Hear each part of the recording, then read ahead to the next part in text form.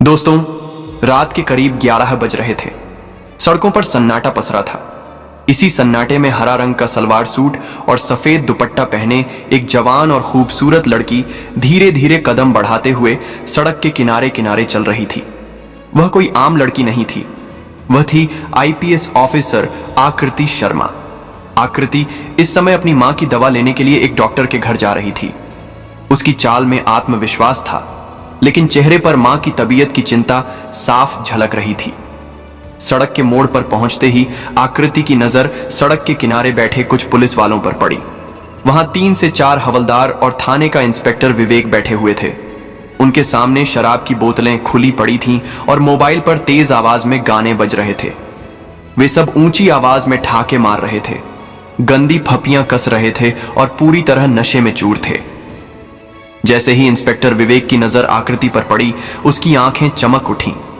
उसने बगल में बैठे एक हवलदार को ठोकर मारते हुए कहा, ओए, देखो तो इतनी रात को कौन सी हसीन परी चली आ रही है। चलो थोड़ा मजा लेते हैं। यह सुनकर बाकी हवलदार भी कुटिल हंसी हंसने लगे। उन्हें जरा भी अंदाजा नहीं था कि सामने खड़ी यह लड़की कोई आम राहगीर नहीं, बल्कि उनके ही नगर की आईपीएस ऑफिसर है। आकृति ने जब यह सब देखा तो वह कुछ क्षण के लिए ठिठक गई। उसने गहरी सांस ली और सीधे कदम बढ़ाते हुए उनकी ओर बढ़ी। तुम लोग पुलिस होकर यह सब कर रहे हो, खुलेआम सड़क पर बैठकर शराब पी रहे हो, गंदे गाने बजा रहे हो। सरकार ने शराबबंदी लागू की है और तुम खुद ही कानून तोड़ रहे हो। अगर तुम लोग ही ऐसी हरकतें करोगे तो जनता से क्या उम्मीद की जा सकती है? आकृति ने सख्त लहजे में कहा। आकृति के स्वर में ऐसी दृढ़ता थी कि बाकी हवलदार एक पल को खामोश हो गए, मगर विवेक पर इसका कोई असर नहीं हुआ। वह लड़खड़ाते हुए उठा और आकृति के सामने आकर खड़ा हो गया। उसकी आंखों में नशा और हवस दोनों साफ झलक रहे थे। अरे मैडम, आप कहां जा रही हो इतनी रात को?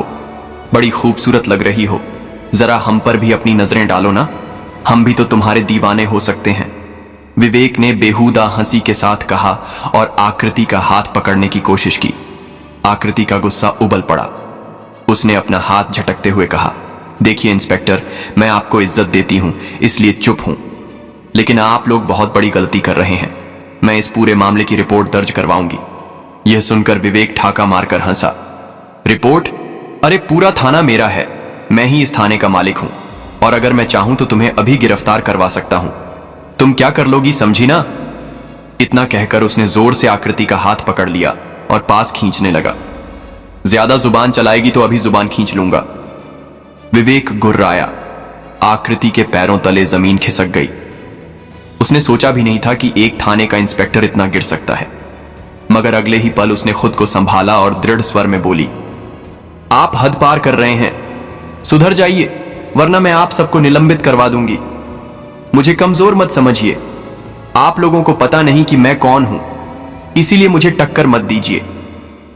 मगर विवेक ने उसकी बातों पर जरा भी गौर नहीं किया। उल्टा उसने आकृति को और कसकर अपनी बाहों में खींच लिया।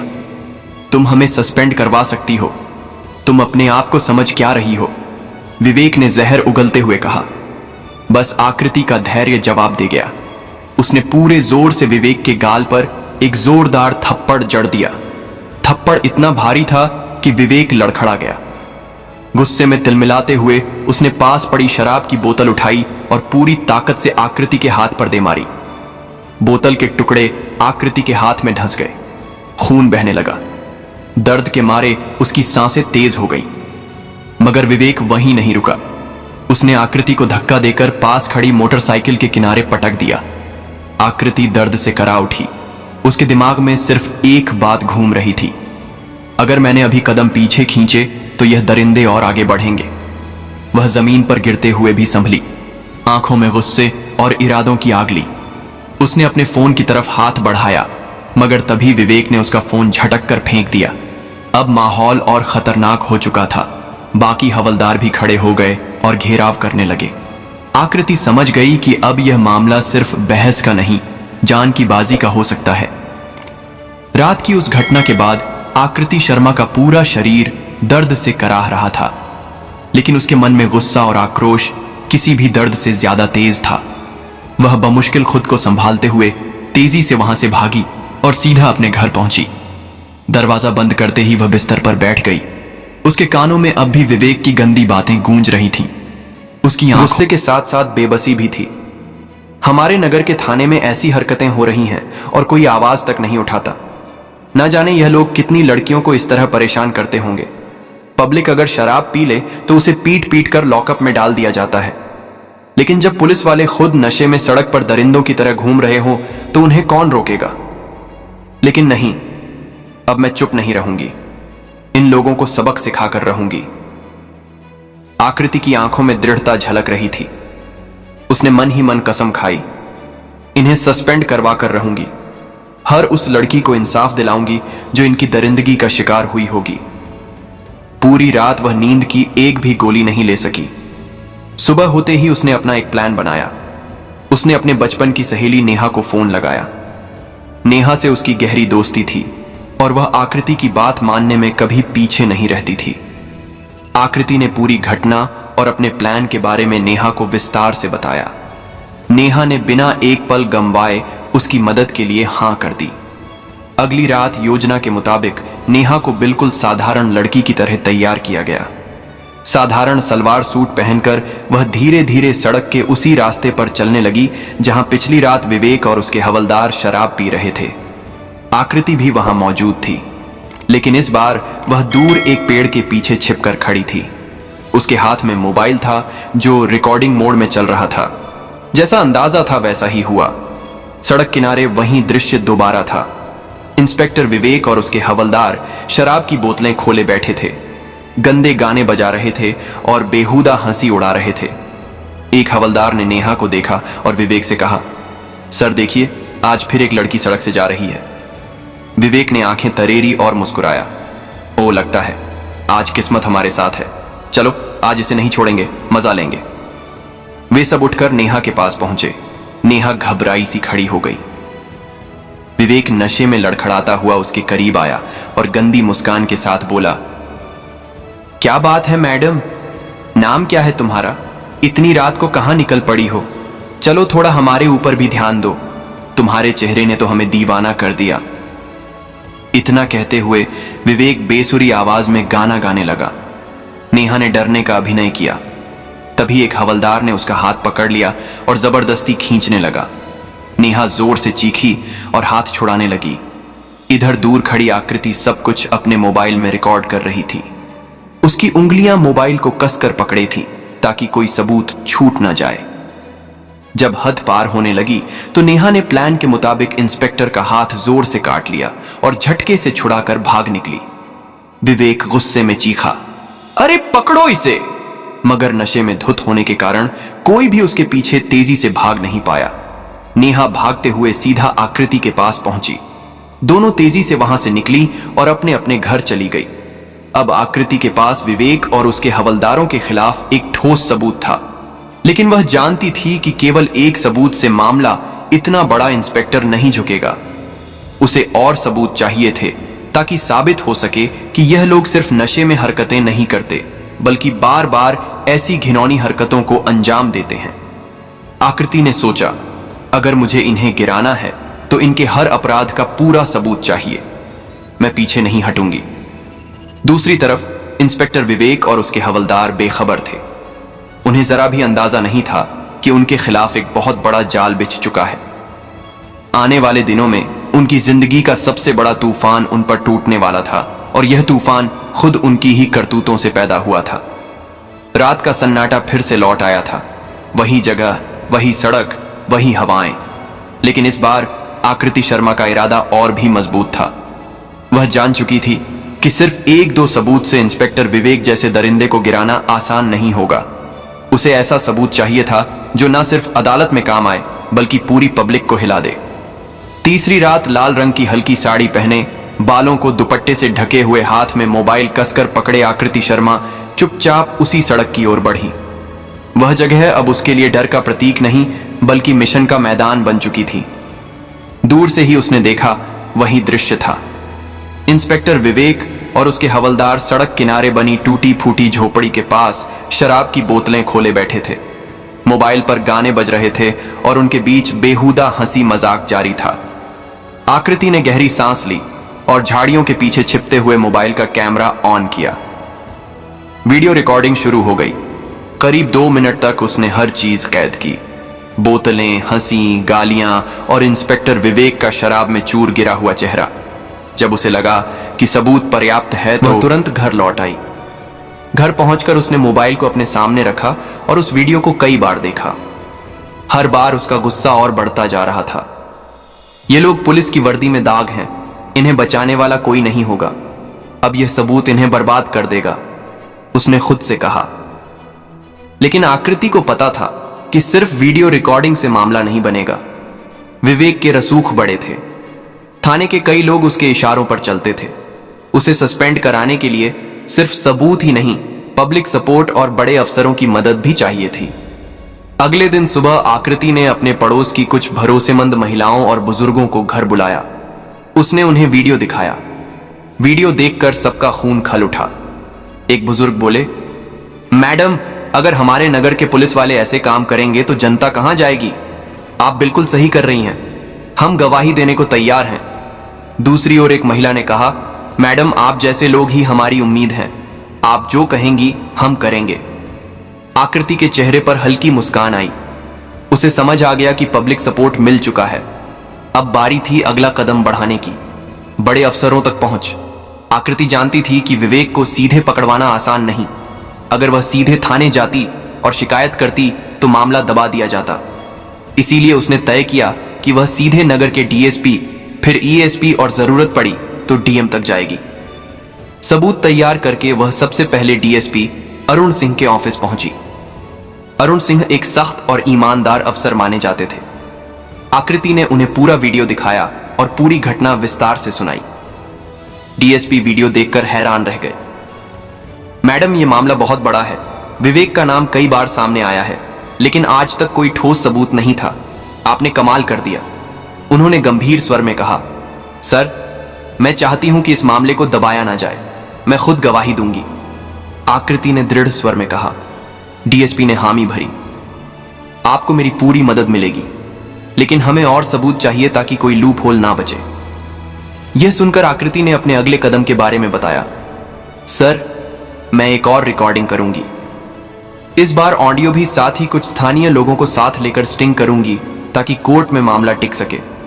डीएसपी ने उसकी योजना पर सहमति जताई और कहा, आपको सुरक्षा भी दी जाएगी और हां, मामले को मैं खुद ईएसपी साहब तक पहुंचाऊंगा। उस रात आकृति ने एक और योजना बनाई। इस बार उसने पड़ोस के 2 भरोसेमंद लड़कों और एक महिला को अपने साथ लिया। उन्होंने तय किया कि महिला सामान्य राहगीर बनकर वहां से गुजरेगी और बाकी 2 लड़के थोड़ी दूरी पर खड़े रहेंगे। आकृति खुद कैमरे के साथ तैयार रही। जैसा अंदाजा था, विवेक और उसके हवलदार फिर वही हरकत करते दिखे। उन्होंने उस महिला को रोकने की कोशिश की, गंदी बातें की और हाथ पकड़ने की कोशिश भी की। सब कुछ कैमरे में रिकॉर्ड हो गया। इस बार आकृति के पास वीडियो प्लस ऑडियो दोनों सबूत थे। अगली सुबह आकृति सीधे ईएसपी सुनील कुमार के पास पहुंची। उसने सारे सबूत और पब्लिक गवाहों की सूची दिखाई। ईएसपी ने वीडियो देखते ही टेबल पर हाथ मारा। ये लोग पुलिस कहलाने के लायक नहीं हैं। मैडम, आपने बहुत हिम्मत दिखाई, मैं इसे तुरंत डीएम मैडम तक पहुंचाता हूं। उसके बाद आकृति और ईएसपी खुद डीएम प्रिया वर्मा के ऑफिस पहुंचे। प्रिया वर्मा अपने कड़े फैसलों के लिए जानी जाती थी। उन्होंने वीडियो देखा और कड़क आवाज में कहा, यह शर्मनाक है, ऐसे लोग पुलिस की वर्दी पर कलंक हैं। मैडम, मैं आपके साथ हूं। डीएम ने तुरंत आदेश दिया कि पूरे मामले की जांच के लिए एक स्पेशल टीम बनाई जाए। साथ ही विवेक और उसके हवलदारों को तुरंत ड्यूटी से निलंबित करने का प्रस्ताव तैयार किया जाए। आकृति की मेहनत रंग ला रही थी। विवेक और उसके आदमी अभी भी अनजान थे कि उनकी गिनती की घड़ियां शुरू हो चुकी हैं। आकृति ने पब्लिक गवाहों से लिखित बयान लिए और सभी सबूत एक फाइल में इकट्ठा कर दिए। डीएम ने अगले ही दिन प्रेस कॉन्फ्रेंस बुलाने का आदेश दिया। आकृति मैडम, कल का दिन आपकी जीत का पहला दिन होगा। हम जनता के सामने इन दरिंदों का चेहरा उजागर करेंगे। आकृति की आंखों में चमक थी। उसने सोचा, अब यह लोग सिर्फ सस्पेंड नहीं होंगे, यह सबक सीखेंगे कि कानून से बड़ा कोई नहीं। अगली सुबह शहर में हलचल मच चुकी थी। आकृति शर्मा ने जैसे ही डीएम के आदेश पर सारे सबूत सौंपे, मामला रफ्तार पकड़ गया। डीएम प्रिया वर्मा ने उसी दिन सुबह नगर के सबसे बड़े कॉन्फ्रेंस हॉल में प्रेस मीटिंग बुलाई। खबर फैलते ही मीडिया, पब्लिक और तमाम पुलिस अधिकारी वहां जुट गए। आकृति ने अपने हाथ में वह फाइल कसकर पकड़ी हुई थी जिसमें पिछले 3 दिनों में जुटाए गए सारे वीडियो, ऑडियो रिकॉर्डिंग्स और पब्लिक लिखित बयान थे। ये फाइल अब इंस्पेक्टर विवेक और उसके साथियों के करियर को खत्म करने वाली थी। डीएम प्रिया वर्मा हॉल में पहुंची। उनका चेहरा कठोर था और आवाज में गुस्सा साफ छलक रहा था। हम सब यहां इसलिए जुटे हैं क्योंकि हमारी पुलिस फोर्स में कुछ ऐसे लोग हैं जो वर्दी का नहीं बल्कि दरिंदगी का काम कर रहे हैं। आईपीएस आकृति शर्मा ने अपनी जान पर खेलकर इन गुनहगारों का चेहरा बेनकाब किया है। आज ये वीडियो जनता और मीडिया के सामने पेश होंगे। आकृति आगे बढ़ी। उन्होंने माइक उठाया और सबको संबोधित किया। 3 दिन पहले मैंने देखा कि हमारे ही नगर के थाने में तैनात इंस्पेक्टर विवेक और उसके हवलदार खुलेआम शराब पी रहे थे, महिलाओं को परेशान कर रहे थे। मैंने उन्हें रोकने की कोशिश की, लेकिन उन्होंने मुझ पर हाथ उठाया। यही नहीं, उन्होंने मेरे साथ बदसलूकी की। अगर मैं चुप रहती तो यह दरिंदे और कितनी लड़कियों को शिकार बनाते पता नहीं, इसलिए मैंने उनके खिलाफ सबूत इकट्ठा किए। इसके बाद उन्होंने वीडियो मीडिया और जनता के सामने चला दी। स्क्रीन पर विवेक और हवलदारों का नशे में धुत होकर सड़क पर महिलाओं को परेशान करना, गंदी बातें करना और शराब पीना साफ दिख रहा था। वीडियो देखते ही हॉल में बैठे लोग भड़क उठे। मीडिया के कैमरे लगातार फ्लैश कर रहे थे। लोग चिल्ला रहे थे, सस्पेंड करो इन्हें, जेल भेजो। डीएम ने हाथ उठाकर सबको शांत किया और कहा, इन अपराधियों के खिलाफ कड़ी कार्रवाई होगी। कानून से बड़ा कोई नहीं, चाहे वह इंस्पेक्टर हो या हवलदार। इसी बीच विवेक और उसके हवलदारों को जैसे ही खबर मिली कि उनके खिलाफ सबूत के साथ डीएम और मीडिया के सामने खुलासा हो चुका है, थाने में हड़कंप मच गया। विवेक गुस्से और डर से बौखलाया हुआ चिल्लाया, यह सब उस आकृति शर्मा की साजिश है, लेकिन मैं देखता हूं मुझे कौन सस्पेंड करता है। तभी डीएसपी अरुण सिंह और SP Sunil Kumar police force के साथ थाने पहुंचे। इंस्पेक्टर विवेक एएसपी ने कड़क आवाज में पुकारा।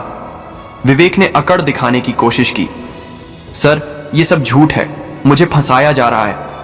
लेकिन एएसपी ने उसकी एक ना सुनी। उन्होंने कहा, तुम्हारे खिलाफ सबूत पुख्ता है, तुमने कानून और पुलिस वर्दी दोनों का अपमान किया है। डीएम मैडम के आदेश पर तुम्हें और तुम्हारे सभी साथी हवलदारों को तुरंत निलंबित किया जाता है। जांच के बाद तुम्हारे खिलाफ मुकदमा भी दर्ज होगा। यह सुनते ही विवेक के चेहरे का रंग उड़ गया। आकृति भी वहां मौजूद थी। जब विवेक की नजर उस पर पड़ी तो वह गुस्से से बड़बड़ाया, तुमने मुझे बर्बाद कर दिया।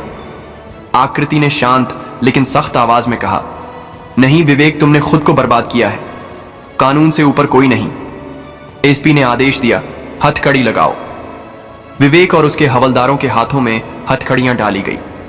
थाने के बाकी पुलिसकर्मी यह सब देखकर शर्म से सिर झुका लिए। उस दिन के बाद से थाने में बहुत सारी सुधार हुई। अब सारे पुलिसकर्मियों को समझ आ चुका था कि यह वर्दी किस लिए बनी है और इसका काम क्या है। उस दिन के बाद सब कोई सुधर गए और सिर्फ थाना ही नहीं, पूरा शहर बदल गया। तो दोस्तों, आपको यह कहानी कैसी लगी? अगर अच्छी लगी हो तो प्लीज हमारे चैनल मिक्सड स्टोरी को सब्सक्राइब करें। धन्यवाद।